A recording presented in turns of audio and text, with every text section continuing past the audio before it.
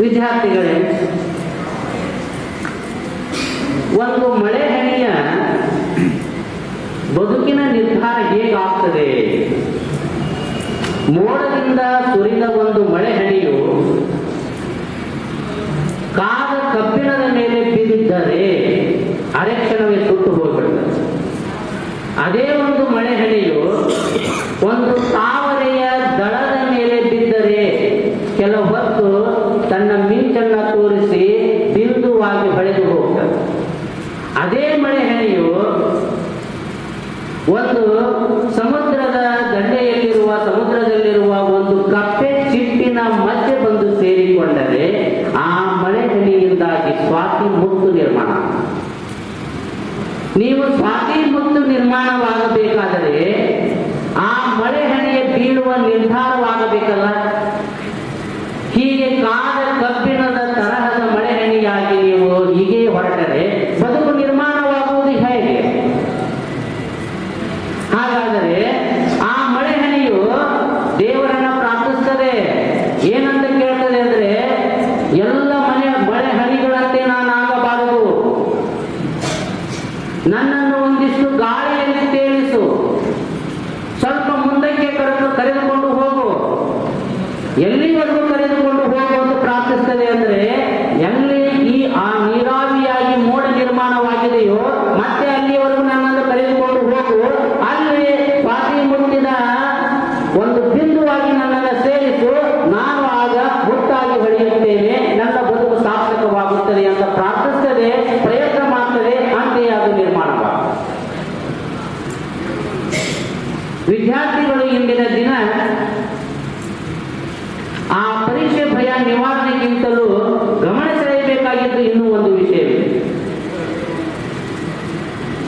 ಒಬ್ಬ ಸಾಧು ಒಂದು ಊರಿಗೆ ಬರ್ತಾನೆ.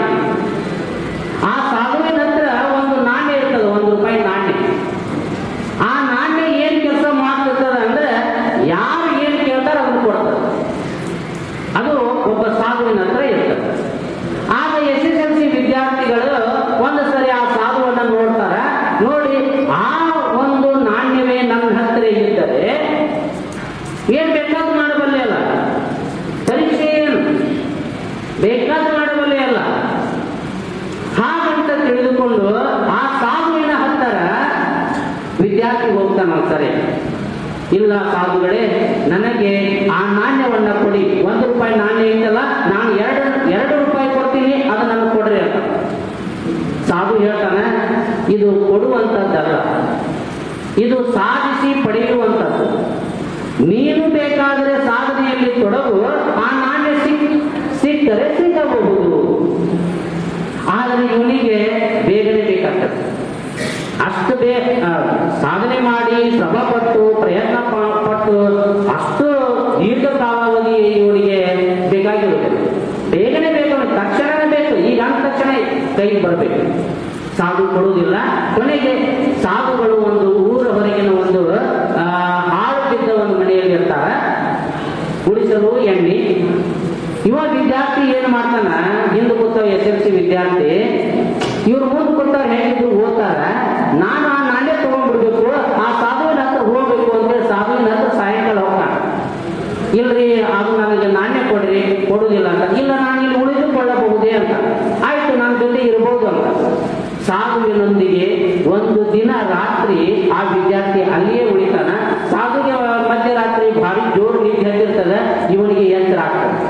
ಯಾಕೆ ಎತ್ತರ ಆಗ್ತದಂದ್ರೆ ಆ ನಾಣ್ಯ ಕಳ್ತನ ಮಾಡ್ತಾನೆ.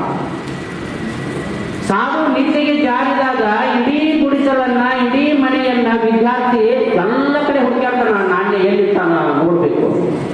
ಹುಡುಕಾಡ್ತಾ ಹೋಗ್ತಾನ, ಎಲ್ಲಾ ಕಡೆ ಹುಡುಕಾಡ್ತಾನ, ಅಲ್ಲಿ ಎಲ್ಲ ಕಿತ್ತಾಡ್ತಾನ. ಆದರೆ 4 ಗಂಟೆ ಆದ್ರೂ ಕೂಡ, ಬೆಳಗಿನ 4 ಗಂಟೆ ಆದ್ರೂ ಆ ನಾಣ್ಯ ಸಿಗಲ್ಲ. ಮತ್ತಿನ್ನು ಇವ್ರು ಗುರುಗಳು ಹೇಳ್ತಾರ, ಇನ್ನು ಸಂಧ್ಯಾ ವಂದನೆ ಕಾರ್ಯಕ್ರಮಗಳನ್ನ ಸ್ಟಾರ್ಟ್ ಮಾಡ್ತಾರ ಅಂತ ಪಟ್ ಅಂತ ಮಾಡ್ಕೋತಾನ. ಆಮೇಲೆ ಗುರುಗಳು ಎಲ್ಲ ಹೊರಗಡೆ ಹೋಗಿ ಬೆಳಗಿನ ಕಾರ್ಯಕ್ರಮಗಳನ್ನು ಮುಗಿಸಿ, ಎಲ್ಲ ತಪಸ್ಸನ್ನ ಮುಗಿಸಿ ಧ್ಯಾನವನ್ನ ಮಾಡಿಕೊಂಡು ಬರ್ತಾರೆ. ಆಗ ಅಸ್ತವ್ಯಸ್ತವಾಗಿರ್ತಕ್ಕಂಥದ್ದು ಅವ್ರಿಗೆ ಸಂಶಯ ಬರ್ತದೆ. ಯಾಕೆ ಹೀಗಾಯ್ತು ಅಂತ ಯೋಚನೆ ಮಾಡ್ತಾ ಒಳಗೆ ಪ್ರವೇಶಿಸಿದಾಗ ವಿದ್ಯಾರ್ಥಿ ಅಂತಾನ, ಇಲ್ಲ ಗುರುಗಳೇ, ನಾನು ತಪ್ಪು ಮಾಡಿದ್ದೇನೆ, ಆ ನಾಣ್ಯವನ್ನ ಹುಡುಕಾಡಿನಿ, ಆದರೂ ನನಗೆ ಸಿಕ್ಕಿಲ್ಲ. ಆಗ ಮಾಡಿ ನನಗೆ ಆ ನಾಣ್ಯ ಬೇಕು, ನಾನು ತಪ್ಪು ಮಾಡಿದ್ದು ನಿಜ. ಆಗ ಸಾಧು ಹೇಳ್ತಾನ, ಅಲ್ಲೂ ಎಲ್ಲ ಕಡೆ ಹುಡುಕಾಡಿ, ನಾನು ಮಲಗಿರುವ ಹಾಸಿಗೆಯನ್ನು ಕೂಡ ಕಿತ್ತಾಡಿ ಹುಡುಕಾಡಿ, ಆದರೆ ಆ ನಾಣ್ಯ ಎಲ್ಲೈತಿ ಅಂತಂದ್ರೆ ತಾನು ಇಟ್ಟ ತಲೆದಿಂಬನ್ನ ಇಲ್ಲಿ ಎತ್ತರ ಅಲ್ಲೇ ಇರ್ತದ ಆ ನಾಣ್ಯ. ಇಲ್ಲಿ ಒಂದು ಬಿಟ್ಟು ಎಲ್ಲ ಕಡೆ ಹುಡುಕಾಡಿ ಅಲ್ಲೂ. ಇಂದಿನ ವಿದ್ಯಾರ್ಥಿಗಳ ಪರಿಸ್ಥಿತಿ ಏನಾಗಿದೆ ಎಂದರೆ, ಹೀಗೆ ಸಾಧುವಿನ ನಾಣ್ಯಕ್ಕಾಗಿ ಎಲ್ಲೆಲ್ಲೋ ಹುಡುಕಾಡ್ತಾ ಬಂದಿದೆ. ಎಲ್ಲ ಹುಡುಕಾಡಕತ್ತೀರಿ, ಎಲ್ಲಾ ನೋಟ್ಸ್ಗಳನ್ನ ತಗೊಂಡಿರಿ, ಯಾರು ಎಷ್ಟು ಪಾಸಿಂಗ್ ಪ್ಯಾಕೇಜ್ ಕೊಡ್ತಾರೆ ಎಲ್ಲ ತಗೊಂಡಿರಿ, ಜೊತೆಗೆ ಪಠ್ಯ ಪುಸ್ತಕ ಅಮೂಲ್ಯವಾಗಿಯೂ ಸಿಕ್ಕದ, ಜೊತೆಗೆ ಮತ್ತೊಬ್ರು ಯಾರೋ ಒಂದು ಬೇರೆ ಕಡೆದವ್ರು ಬಂದು ಹೇಳ್ತಾರ, ಇದು ಭಾರಿ ಐತಿ, ನೋಟ್ಸ್ ಓದಿದ್ರ ಆರಾಮ್ 80 ಮಾರ್ಕ್ಸ್ ತಗೋಬಹುದು. ಇದನ್ನು ಬಿಡೋದು ಮತ್ತೆ ಅದನ್ನು ಹುಡುಕಾಡ. ಹೀಗಾಗುವುದರಿಂದ ವಿದ್ಯಾರ್ಥಿಯ ಯಶಸ್ಸು ಸಿಗುವುದಿಲ್ಲ. ನೇರವಾಗಿ ಯಶಸ್ಸನ್ನ ಪಡೆಯಬೇಕಾದರೆ ಆ ನಾಟ್ಯ ಎಲ್ಲಿತ್ತು ಎನ್ನುವುದನ್ನ ತರ್ಕ ಮಾಡುವ ಬಗೆಯನ್ನು ಯಾರು ವಿದ್ಯಾರ್ಥಿ ರೂಢಿಸಿಕೊಳ್ಳುತ್ತಾರೋ, ಯಾರು ಪ್ರಯತ್ನದ ಮೂಲಕ ಅಂತಹ ತಾರ್ಕಿಕ ಶಕ್ತಿಯನ್ನು